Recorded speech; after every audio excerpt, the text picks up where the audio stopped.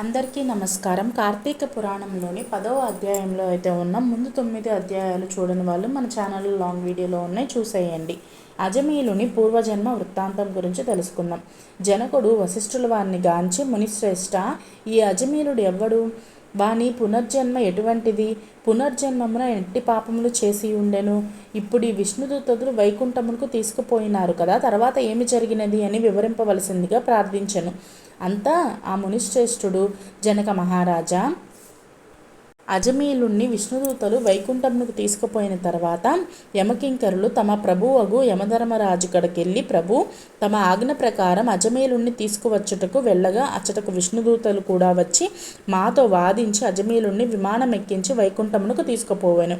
మేము చేయనది ఏమీ లేక చాలా విచారించుచు ఇట్లకు వచ్చినాము అని భయకంపితులై విన్నవించుకొనిరి. ఔరా, ఎంత పని జరిగెను?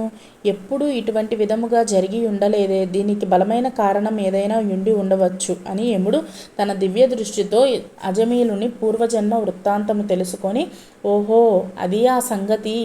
తన అవసాన కాలంలో నారాయణ అని వైకుంఠవాసుని నామస్మరణ చేసి ఉండుట వలనే విష్ణుదూతలు తనను తీసుకుపోవుటకు వచ్చినారు. తెలియక గాని తెలిసి గాని మృత్యు సమయంలో ఎవరైనా హరినామస్మరణ చేసి ఉంటారో వారికి వైకుంఠ ప్రాప్తి తప్పక కలుగును. అందువలనే అజమీలుడికి వైకుంఠ ప్రాప్తి కలిగను గాదా అని అనుకును. అజమీలుడు పూర్వజన్మలో మహారాష్ట్ర దేశమున ఒక శివాలయంలో అర్చకుడుగా నుండును. అతడు తన అపురూపమైన అందము చేత, సిరి సంపదల చేత, బలమును చేత గర్విష్ఠుడై వ్యభిచారి అయి శివారాధన చేయక శివాలయం యొక్క ధనమును అపహరించుచు శివుని విగ్రహమందు దీప ధూప నైవేద్యములు పెట్టక దుష్ట సవాసములు మరిగి విచ్చలవిడిగా తిరుగుచుండెడివాడు. ఇతనికి ఒక బీద బ్రాహ్మణ స్త్రీతో రహస్య సంబంధం ఉండేది. ఆమె కూడా అందమైన దగుటచే చేసేదేమీ లేక ఆమె భర్త చూసి చూడనట్లుగా నుండి భిక్షాటనకై ఊరూరా తిరుగుతూ ఏదో వేళకు ఇంటికి వచ్చి కాలము గడుపుచుండెడివాడు. ఒకనాడు పొరుగురికి వెళ్ళి యాచన చేసి పెద్ద మూటతో బియ్యము కూరలు నెత్తిన పెట్టుకొని వచ్చి అలసిపోయి, నాకు ఈ రోజున మిక్కిలి ఆకలగుచున్నది, త్వరగా వంట చేసి పెట్టుము అని భార్యతో అనగా అందుకు ఆమె చేదరించుకొనుచు నిర్లక్ష్యముగా కాళ్ళు కడుక్కోవడానికి కూడా నీళ్లు కూడా ఇవ్వక అతని వంక కన్నెత్తైనా చూడక విటునిపై మనస్సు గలదై మగనని తులనాడుతూ ఉండడం వలన భర్తకు కోపం వచ్చి మూలనున్న కర్రతో బాధెను. అంతా ఆమె భర్త చేతి దగ్గర ఉన్న కర్రను లాక్కొని భర్తను కోపంతో ఇష్టం వచ్చినట్లు కొట్టి కర్రతో బాది ఇంటి నుండి బయటకు త్రోసేసి తలుపులు మూసివేశాను. అతడు చేయునది ఏమీ లేక భార్యకపై విసుగు చెంది ఇంకెప్పుడు ఇంటికి రాకూడదని నిర్ణయించుకొని దేశయాటకు వెళ్ళిపోయాను. భర్త ఇంటి నుండి వెడలిపోయాను కదా అని సంతోషించి ఆమె ఆ రాత్రి బాగా ముస్తాబై వీధి అరుగుపై కూర్చొని ఉండగా ఒక చాకలివాడు ఆ దారిన పోవుచుండగా అతనిని పిలిచి, ఓయి, నీవి రాత్రికి నాతో రతిక్రీడ సలుపుటకు రమ్మని కోరెను. అంతనా చాకలివాడు, తల్లి, నువ్వు బ్రాహ్మణ పడతవి, నేను చాకలి కులస్తుణ్ణి, చాకలివాడిని, మీరు ఈ విధముగా పిలుచుట భావ్యము కాదని పలికి వెడలిపోయెను. చాకలివాడి అమాయకత్వమును చూసి లోపల ముసిముసి నవ్వులు నవ్వుకొనెను.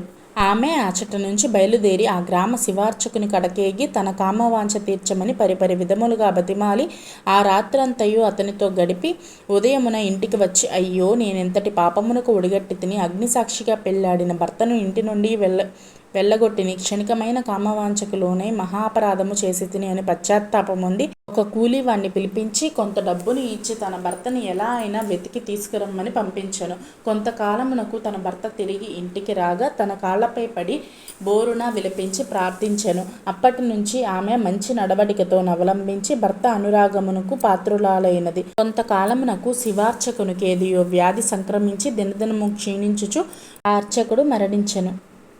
అతడు రౌరవాది నరకకూపమున బడి నానా బాధలు పొంది మరలా నరజన్మ ఎత్తి సత్యవ్రతుడను బ్రాహ్మణోత్తమునకు కుమారుడై కార్తీక మాసమున నదీ స్నానము చేసి దేవతా దర్శనము చేసి ఉండుట వలన నేడు జన్మ పాపమును నశించుట చేత అజమీలుడై పుట్టెను.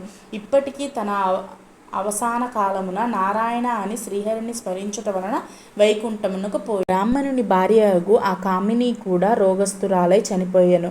అనేక యమయాతనలు అనుభవించి ఒక మాలవాణి ఇంట జన్మించిన ఆ మాలవాడు ఆ పిల్ల యొక్క జన్మరాశిని చూపించగా తండ్రి గండాన పుట్టిందని జ్యోతిష్కులు చెప్పెను. మాలవాడు శిశువును తీసుకుపోయి అడవి యందు వదిలిపెట్టెను. అంతలోనొక విప్రవుడు ఆ దారిన పోవుచు పిల్ల ఏడుపు విని జాలి కలిగి తీసుకుపోయి తన ఇంటి దాసీకిచ్చి పోషించమనెను. ఆ బాలికనే అజమేలుడు ప్రేమించెను. వారి పూర్వజన్మ వృత్తాంతం ఇదియే. నిర్మలమైన మనస్సుతో శ్రీహరిని ధ్యానించుట, దాన ధర్మాలు, శ్రీహరి కథలను ఆలకించుట, కార్తీక మాస స్నాన ప్రభావం వినుట వలన ఎట్టి వారికైనను మోక్షము కలుగును. కార్తీక మాస స్నాన ప్రభావం వలన ఎటువంటి వారైనను మోక్షము కలుగుదురు.